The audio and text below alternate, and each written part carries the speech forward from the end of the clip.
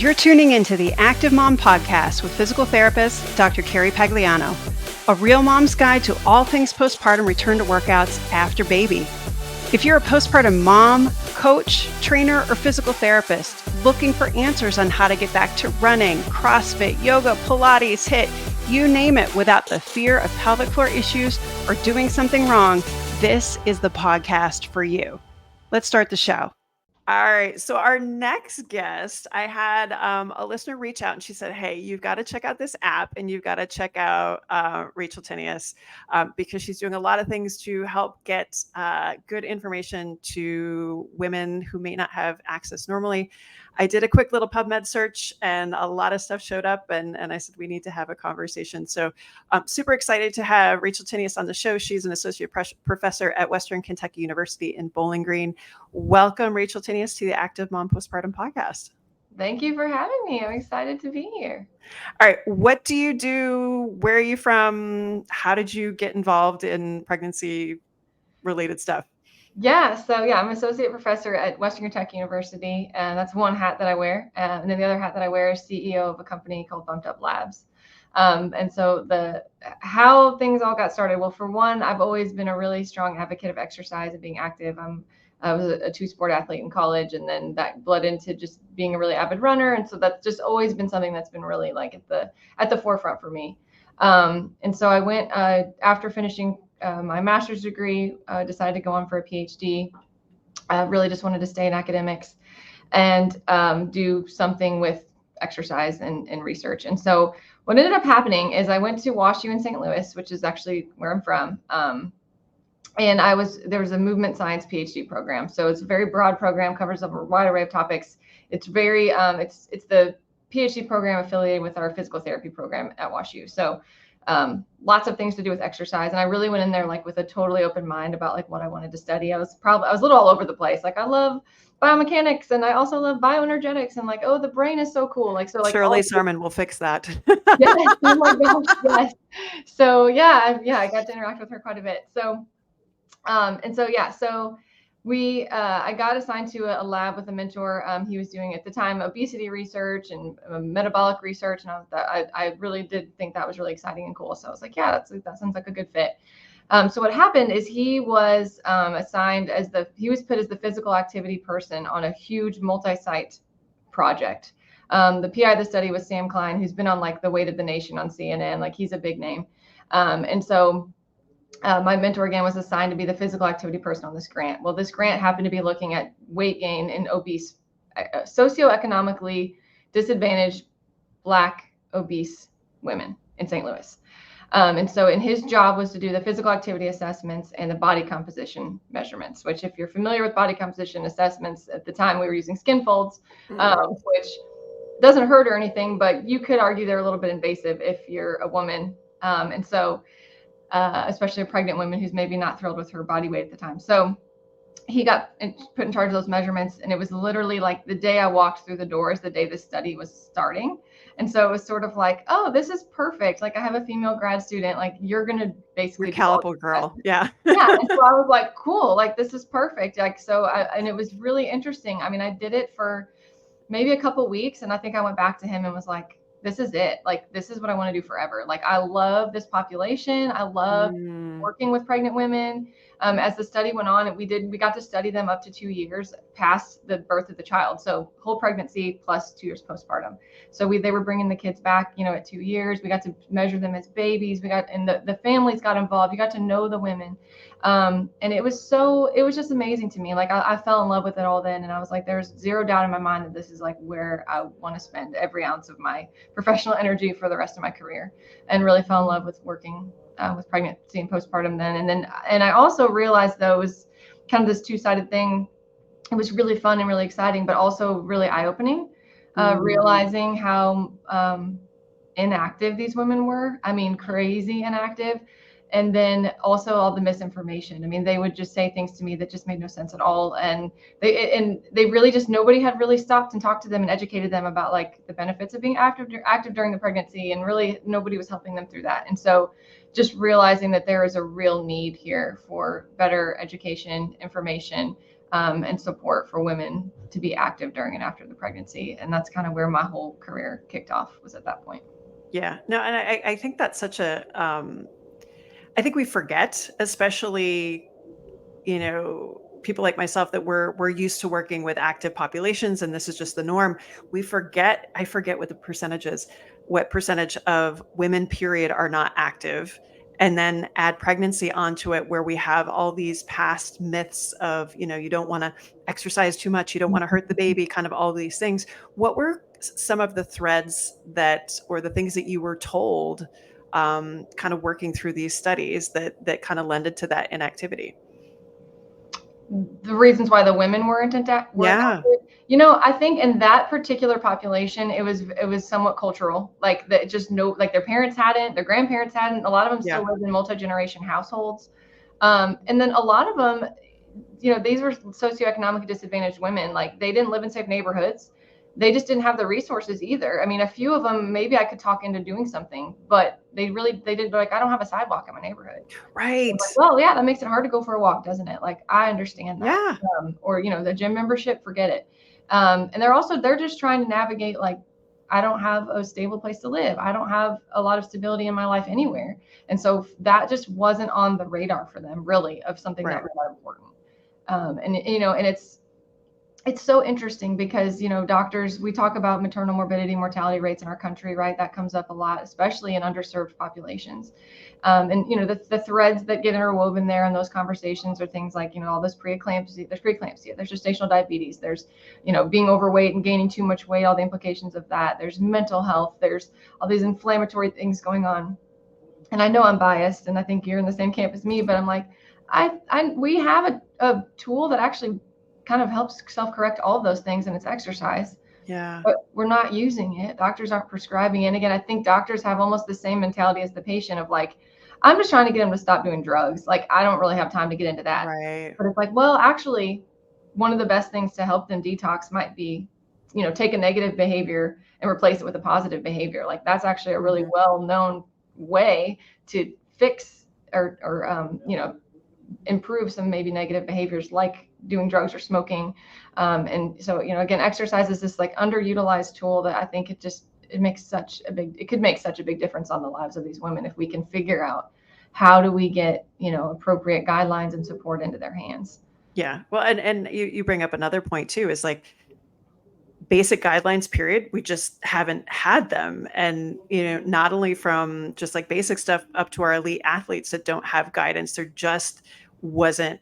It's a little better now than it was, but like if you don't have anything to refer back to, then you're just kind of Right. making stuff up anyway. And so Right. if it's socially not, kind of the norm to exercise, then it becomes a really hard conversation anyway. So Right. what inspired you to be like, I'm going to make the leap in academia to now diving into kind of creating this app and this company? Yeah, so it's a great question. So yeah, so piggybacking on what you said, and then I'll definitely answer that question. Like even my own mom, like I think about our own parents, right? Like when we were born, Yep. 30-ish years ago, plus, the guidelines were like, don't exercise really, or like be really careful. And so even my own mom, like when I go run, is like, take a basket with you, like in case that baby falls out. Like, and this is an educated, like great person. It's just, we're overcoming so much like negative inertia. And so I actually ran Boston last year Congrats. at 12 weeks pregnant. And so my mom like thought I was completely bonkers, and so, but it was really cool. Actually, the crowd support, I feel like we're catching some good momentum. Like people are more and more supportive of it. And that's really cool. Yeah. But yeah, so there's so much to overcome, but it makes sense. Like the guidelines are just, it's only been like 30 something years since we really thought the complete opposite of what we're saying now. So exactly. it's fair that we're working through this negative inertia. But for me, the leap to commercialization. So I was doing like some local interventions here. I was again trying to answer this question of like, how do we actually get people to do it? Or how do we give them resources? So we were giving them education. We developed this educational module and brochure. We were giving them that. We were giving them 6 different places they could come here in Bowling Green, which is where I am, and they could work out for free. And it kind of worked. Like we published the study, but I still was like, man, it's just, there's got to be a better way. Like, we're still not Yeah. reaching a lot of people. You know, they're not going to drive to 30 minutes to their prenatal appointment. They're not going to drive 30 minutes to the gym. Like, how do we Right. reach them? And so, you know, of course, an app was like what came to mind, or a digital tool that could be accessible everywhere. So we started developing it. We got some grants to do that. We started with focus groups on the ground floor, like asking, we just sat down with pregnant and postpartum women and said, why aren't you active? What could help you? You know, and every feature in BumptUp is a direct byproduct of them. They picked it. Like, I didn't come up with the ideas, they did. And it's amazing when you get a community together, how amazing the ideas are. They're so much better than I could ever come up with. But so we designed it, piloted it, and then I had people coming to me being like, you got to commercialize this. And like, my visceral reaction was like, no, I don't want to. Like, I have no desire to go into that. Like, I am not a business person. I am a researcher. I don't like, my MO here isn't to make money. It's just not what I want to do.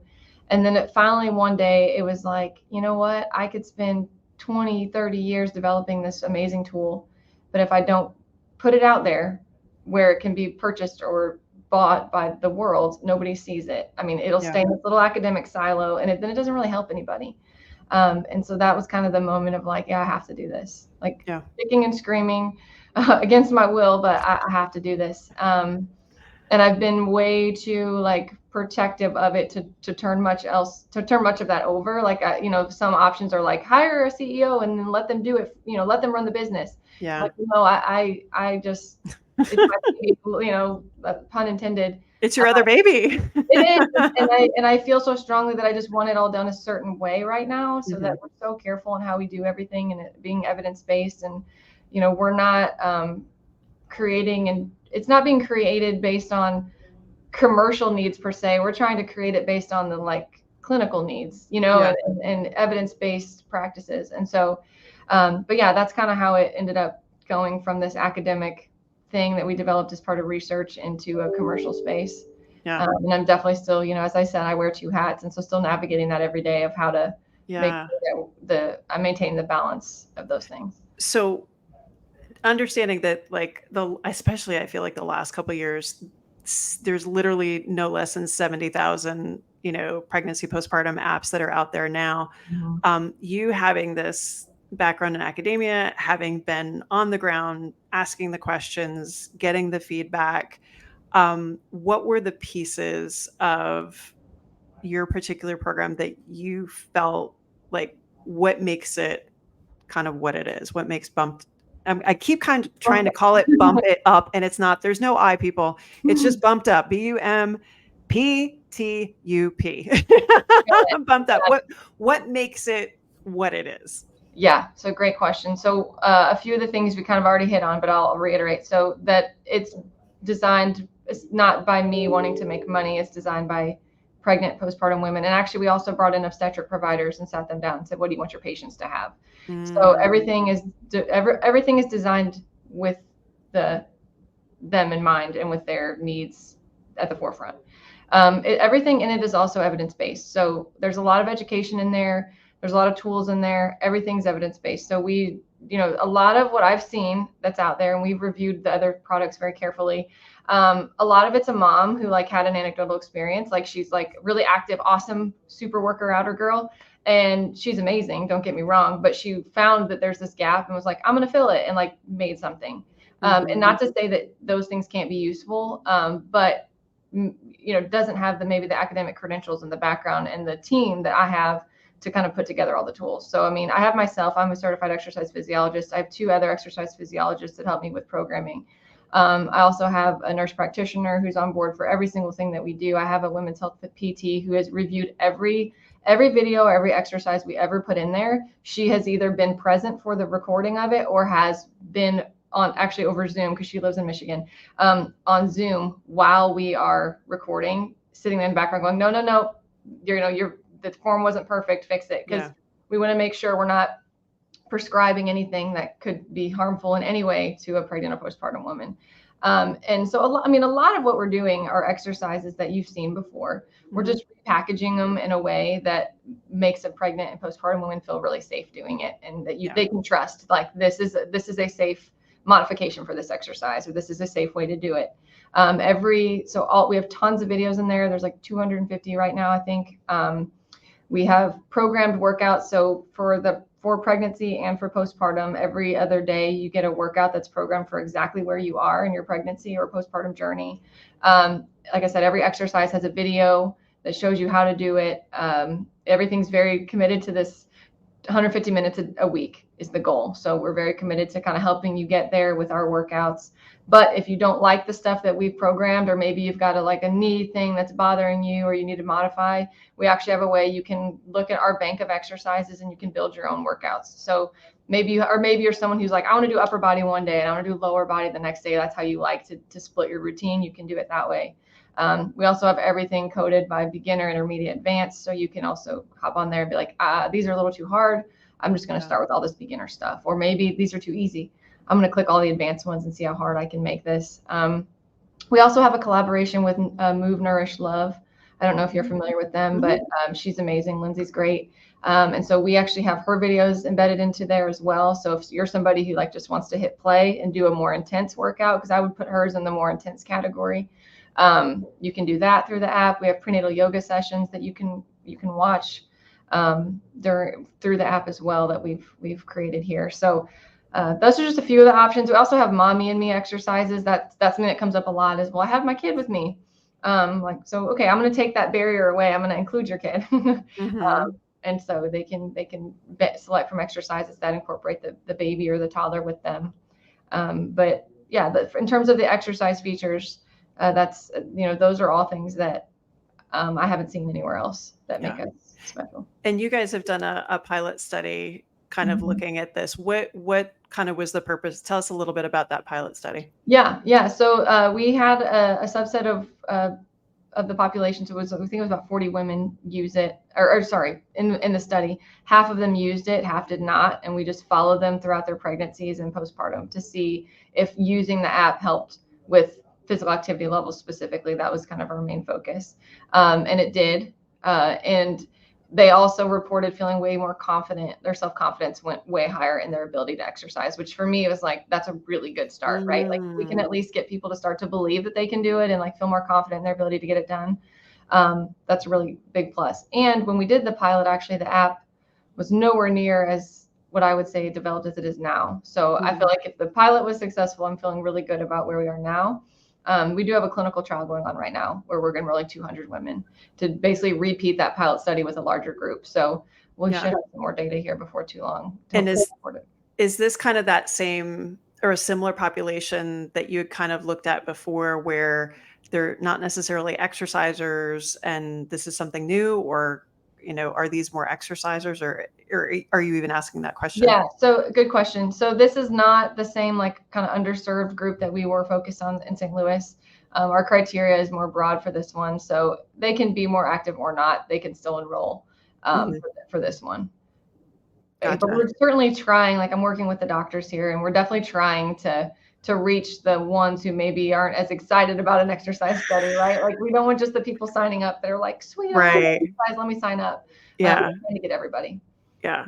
Well, that I feel like, and kind of as I, was kind of gathering information about you, I was like, how cool would that be to go full circle and you create this program and then go back and try and bring it back to that community where exercise isn't part of the culture and safety was a concern or things like that.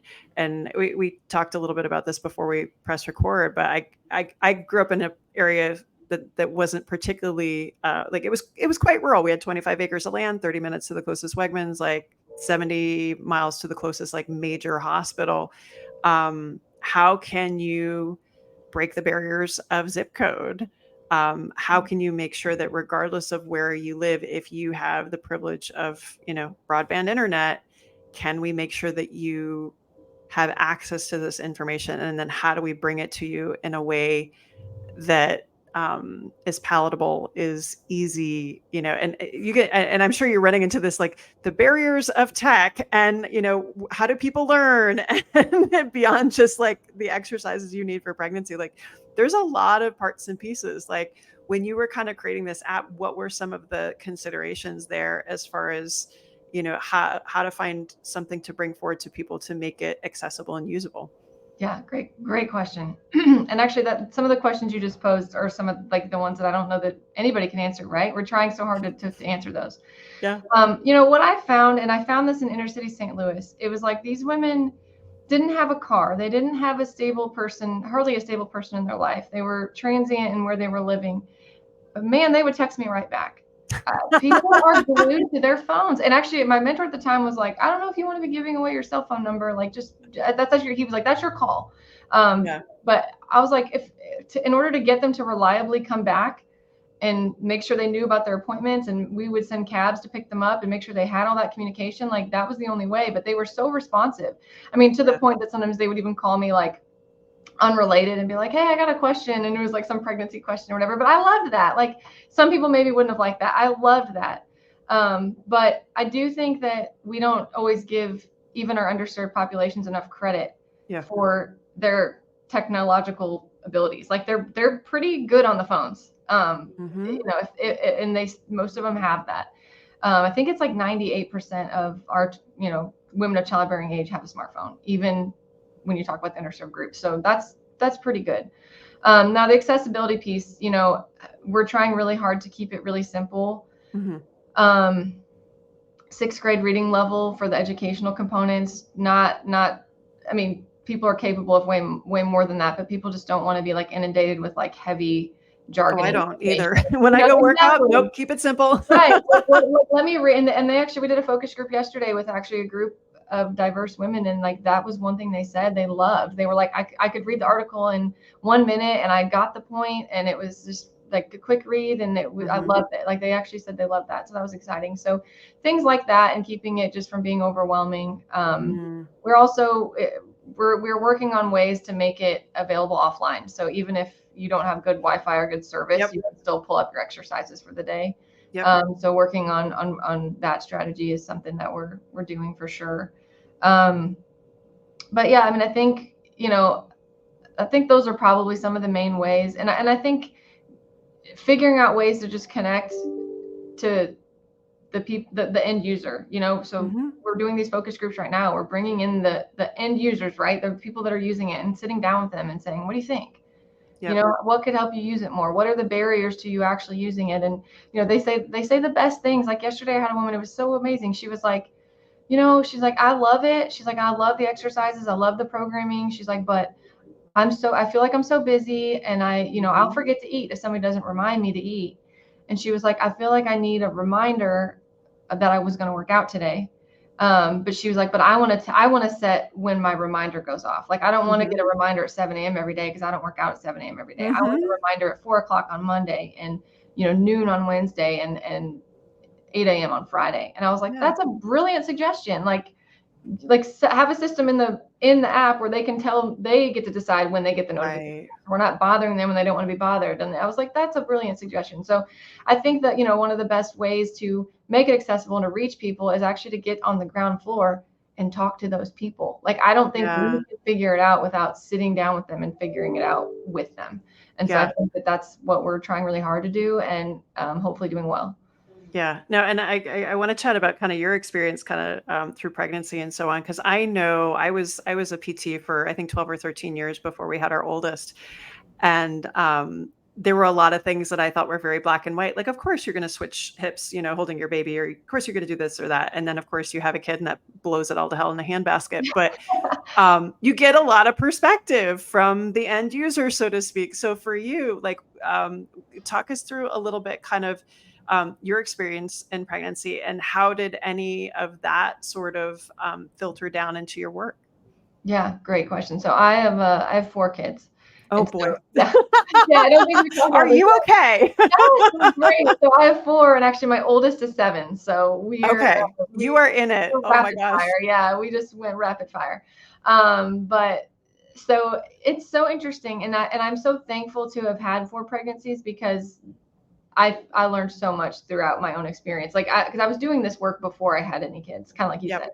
And then my first pregnancy, so I was doing all this exercise and pregnancy research, And then we had some trouble getting pregnant. And when I finally did get pregnant, we had one loss. And so when we finally did get pregnant, I like found myself afraid to exercise. And it was so interesting because I'm like, professionally, I know better. I publish information that says there's no risk of a loss. But when it's my own body and my own fear, like it like the emotion outweighed the logic totally. And so my first pregnancy, I took like 13 weeks off of like running, which I'm like a runner. So like that was like a big deal to not run for that long.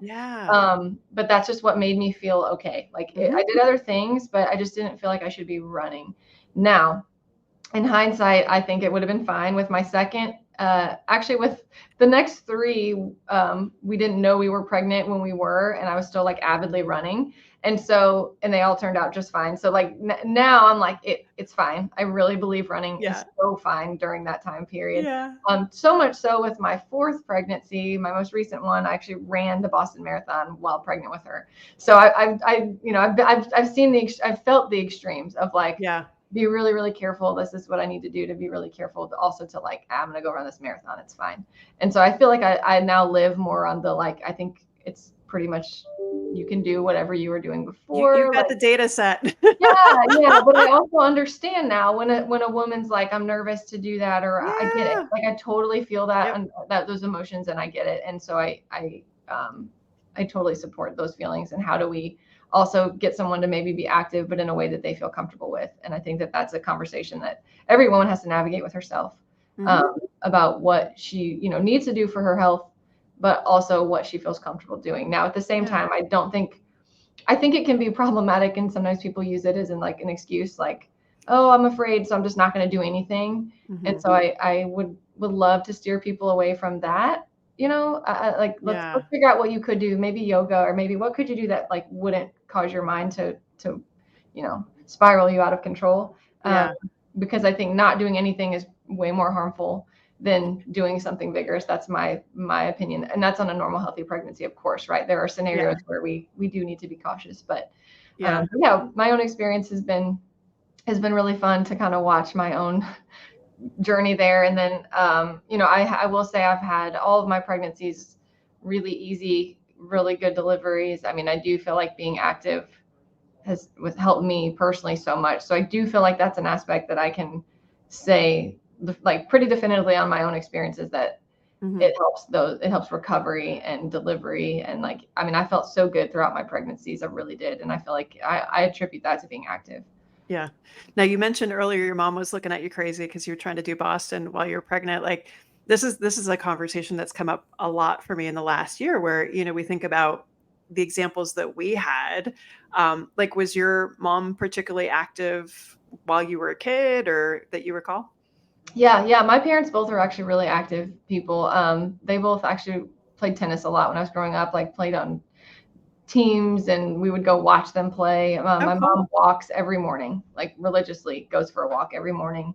And now I find myself like I run every morning. I'm like, I'm turning into my mom. They're both really healthy. I mean, they're both, into their 70s and like still, zipping down here to come to me and my kids, and my mom's on the floor doing all the things with the grandkids. And so I think it's, certainly paying off for them. And I'm thankful to have had that example. But to that point, I feel so strongly that for like this next generation of kids, like what we're doing is what they see us doing is so important. And my kids actually, like I said, they're 7 is the oldest, but 7, 5, and 3-year-old already. I mean, they love to go running. Like, they asked to go with me.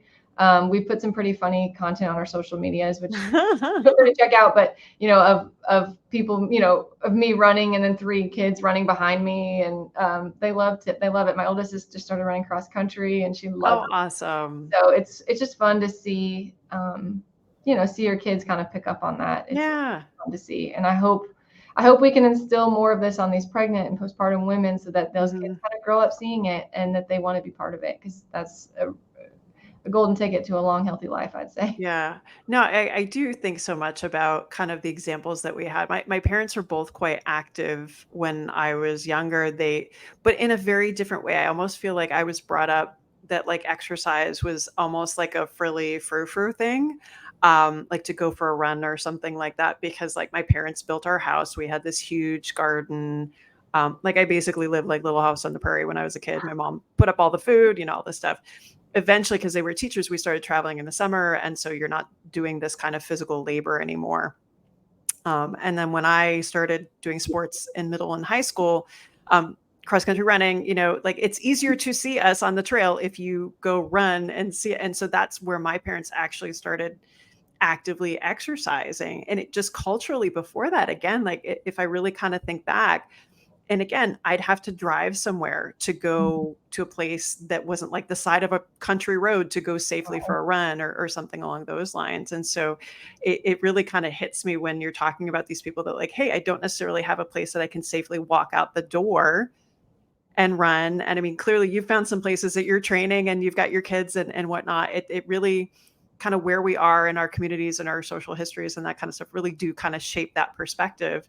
And it can kind of set those examples for our kids too. Right. Right. So that's really interesting. So where are you guys going from here? You said you've got a trial working right now. Yeah. Yeah. So clinical trials ongoing. So hopefully in the next, I mean, a clinical trial with pregnancy and postpartum is just takes time because they have Yes, to, it does take time. so it's not a quick study. But that, over the next couple of years, we should have those data coming out to where we can hopefully, share hopefully that the app is successfully helping more women be active and improve those obstetric outcomes that we talked about a little bit. Yeah.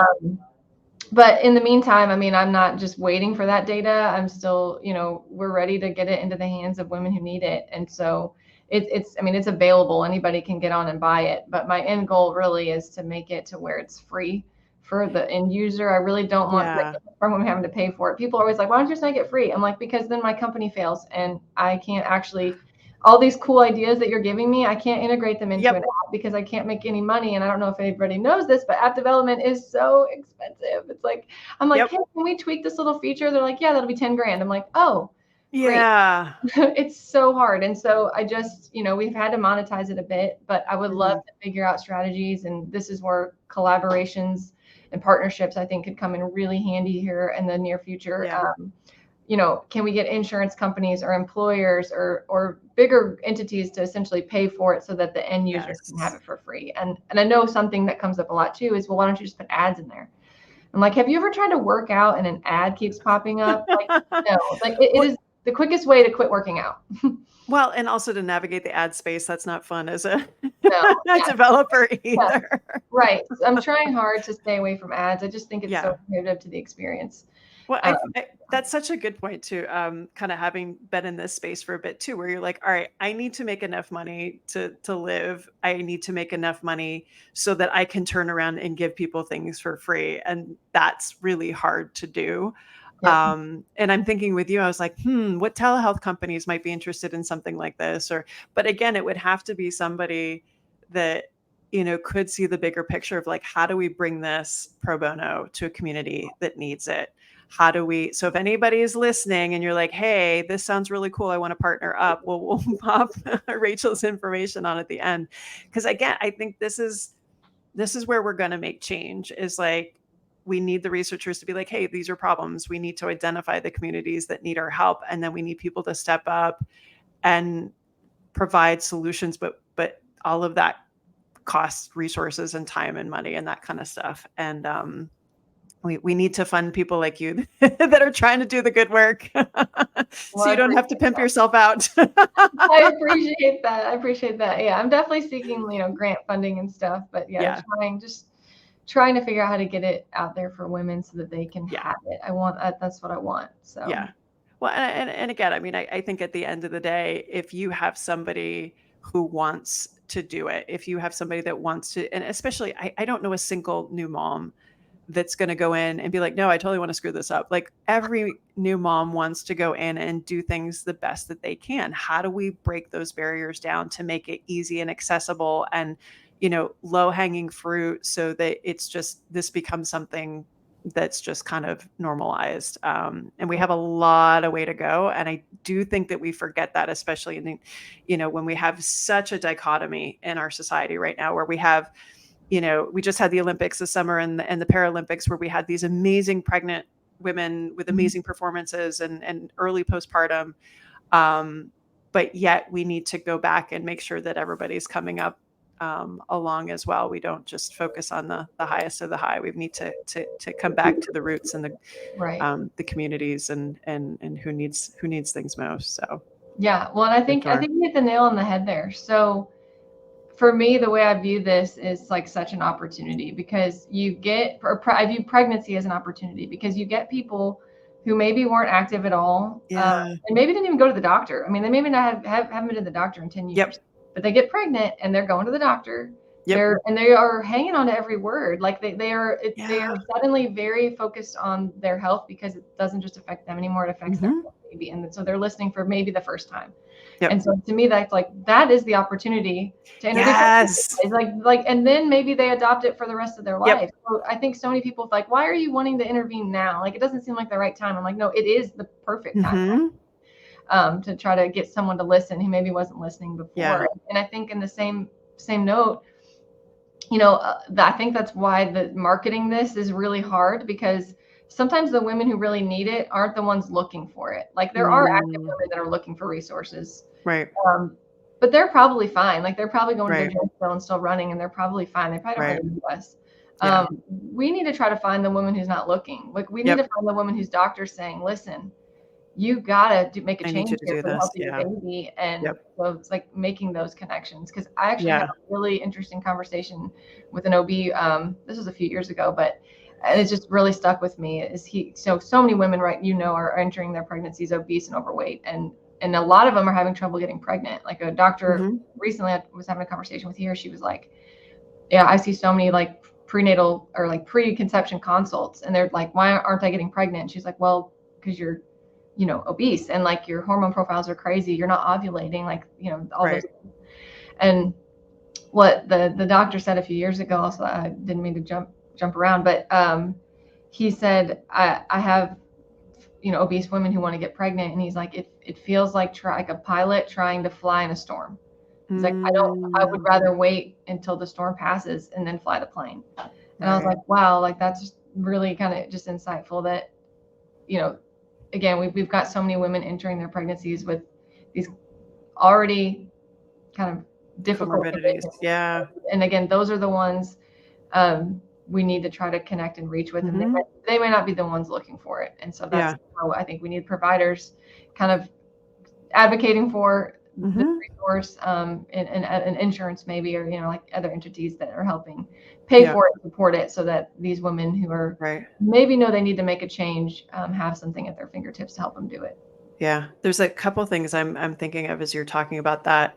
One is that moms are such pillars in communities and help kind of set examples and are connect points for communities. So if you're establishing these relationships, this trust, this example of exercise is good, and this is how we can do it in a scenario here that works for you, but then projecting forward. I'm recently basically drinking from the menopause fire hose. And so thinking ahead to how do we establish these relationships earlier with women so that they understand what an important role exercise is early on. So we're not teaching them brand new things, while they're also trying to navigate, middle and high school kids and, other, their parents' health issues and all that kind of stuff. How do we start these conversations early so that communities have trusted advisors that they can turn to, people that they can ask questions about exercise, even get referrals to good authorities for hormones or just like nutrition or anything along those lines? It comes back to, how do we create these trusted sources of information that will help meet you where you are, and provide a guidance point throughout, a lifetime. I mean, that's like big public health kind of stuff. So no pressure or anything, but it's so funny that you bring that up, because I had this exact conversation came up yesterday. They're like, can you turn this into a thing that, like, basically from the time, you're like in puberty, like there's some support and like talking Yeah. through all the way to like through the lifespan of menopause. Yeah, I this has come up a couple times, and I've had a couple Yeah. women be like, can you make like exercises for like menopausal women, because that would be amazing. And I was like, I hadn't, I mean, that's just like not even a space I'd ever really thought about. But yeah, it's We'll get there, I promise. yeah, yeah, you're right. You're right. Well, and and something else you just said that like reminded me of something I think about a lot too is, we put a lot of pressure on our OBs. Like they're amazing. I mean, all the OBs I know are incredible.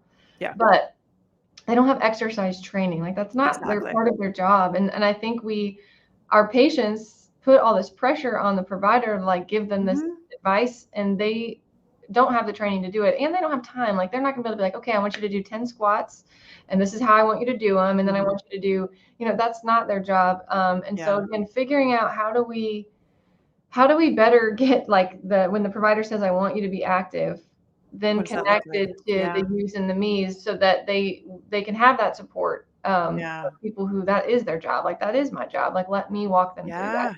And so I try to sell the providers on that, like this is something that can really help your patients and like take a burden off of you. Because you do that, like when you say I want to be active, give them my QR code and let me have them, and then I'll take over from there. Well, even kind of pulling off, speaking from a physio lens, there's a strong community that says, oh, every pregnant postpartum woman should have pelvic floor physio, which I disagree with, because I just know that that's not feasible because of a lot of different reasons, geography, resources, all that kind of stuff. But can we still have resources through the pipeline that provide access for whatever that person needs?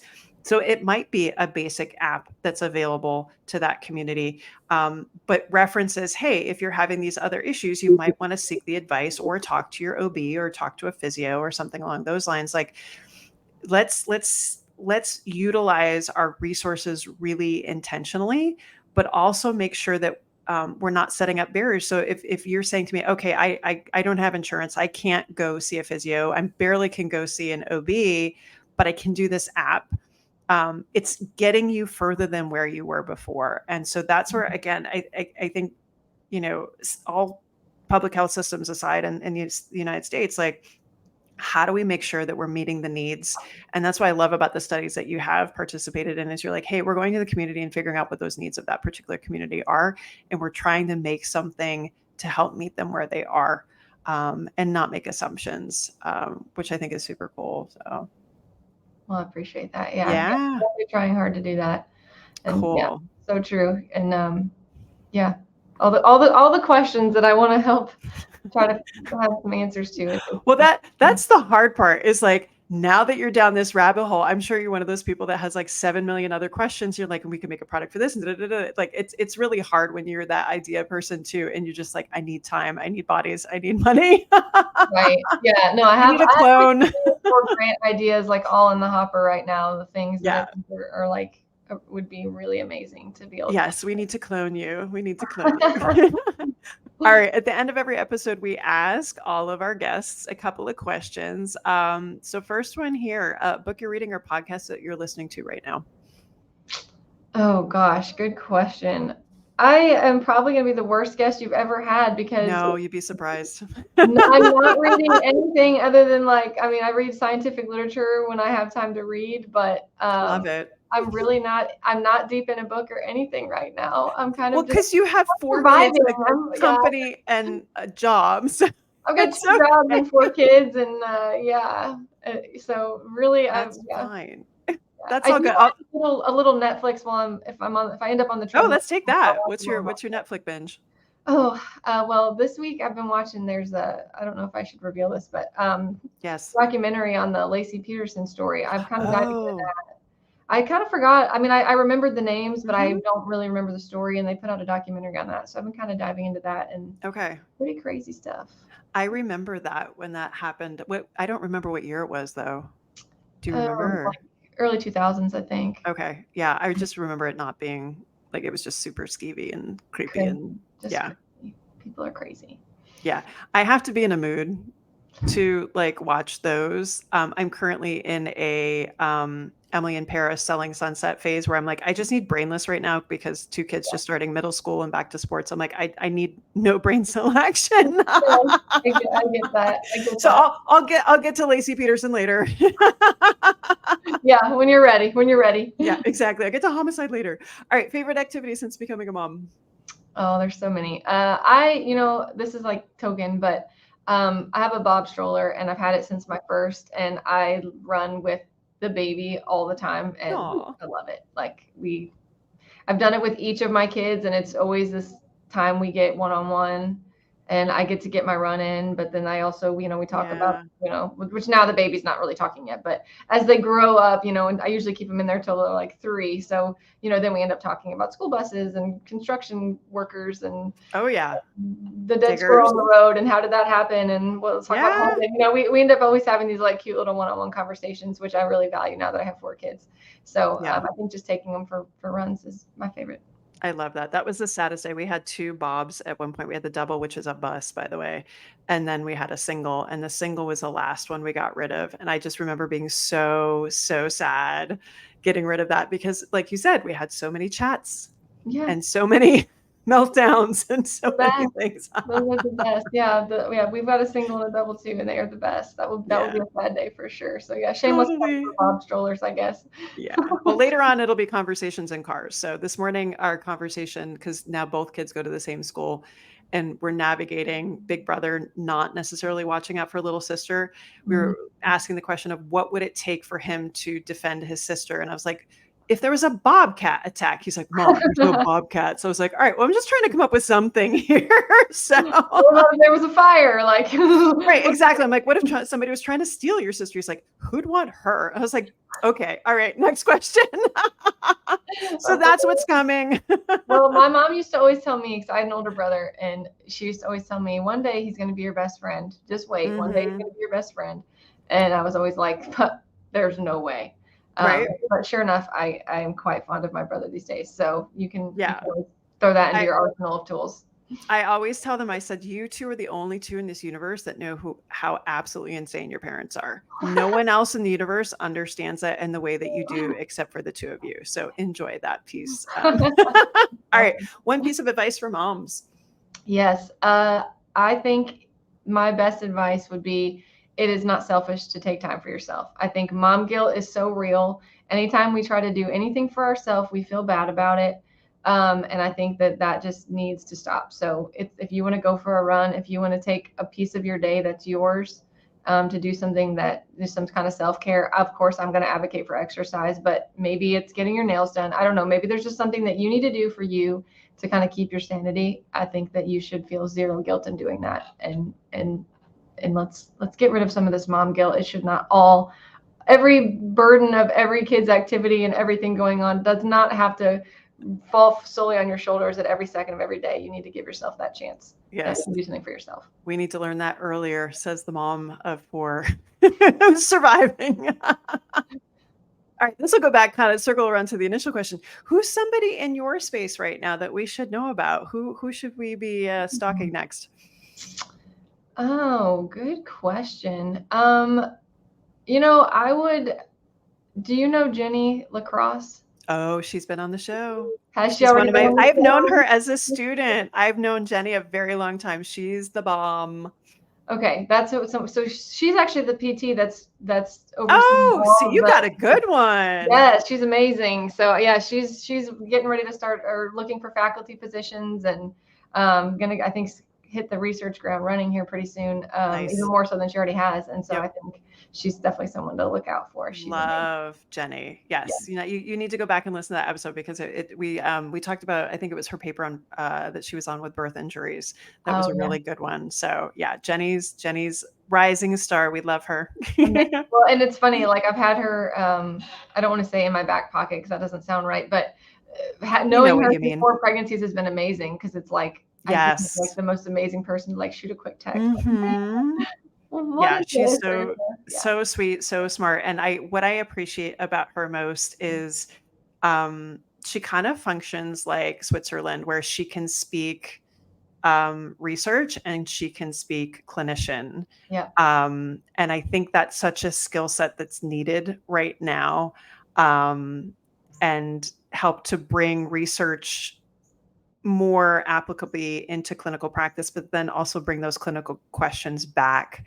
So we're asking better questions in our research, and then everybody's happy. So Awesome. love Yeah. her. Well, since she's already Fan been on girl. the show, that's so I will throw out one more person that Okay. I'm looking for. Actually, there are two, but they kind of go together. Okay. So her name is Tanya Nagpal. So she is at University of Alberta. Okay. She's doing really cool pregnancy work, exercise and pregnancy work. So definitely stay on the lookout for her stuff. She's and actually, she has a student right now who is a visiting scholar who is here with me for the next 8 weeks, and her name is Jordan Cox, and she is going to get her PhD and then go on to medical school, and I think wants to stay in this area. So, and she's also a Black woman, and so I feel like she is going to, she's like the catalyst to change the world, right? Like she's going to have a PhD in exercise and pregnancy stuff, and then she's going to go into medicine and represent this conversation so well that we've been talking about today. So I feel like those two, they're a team right now.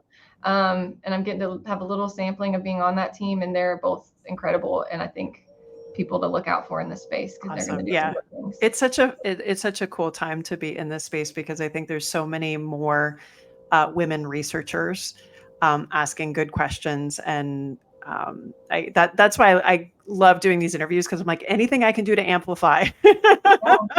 Yeah, well, this is great. I mean, it's so anything we can do to get this conversation out there, I think is really important and so exciting. Exactly. All right, last question. What does it mean to you to be an active mom?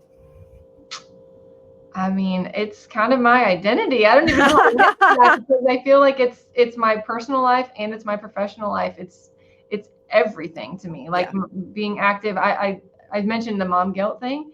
I go running every day, and I'm completely unapologetic about that. Like my kids even know, like that's mom's going for a run. So whether you're coming with me or not, doesn't really matter who's going or how we're making that happen. But it's just like the one thing I unapologetically do for myself every day. I love that.